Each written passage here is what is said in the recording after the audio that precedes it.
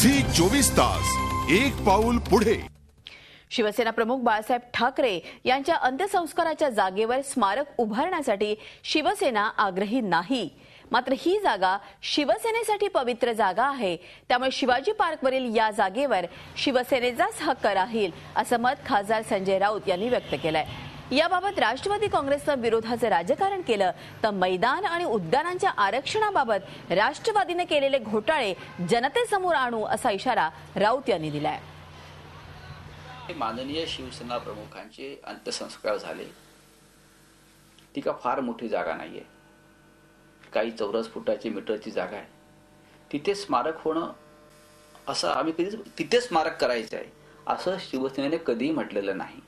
मात्र त्या जागेचं पावित्र्य कायम राखलं जाईल ही शिवसेनेची भूमिका आहे। कारण स्मारकासाठी एक विशाल आणि मोठी जागा पाहिजे।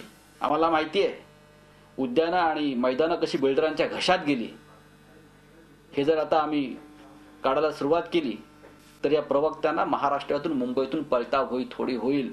तर नवाब मलिक यांनी विचार करून बोलावं आणि बोलण्यापूर्वी त्यांच्या नेत्यांशी चर्चा करावी, नाहीतर त्यांच्या जिभेला आम्हाला लगाम घालावा लागेल। झी 24 तास एक पाऊल पुढे।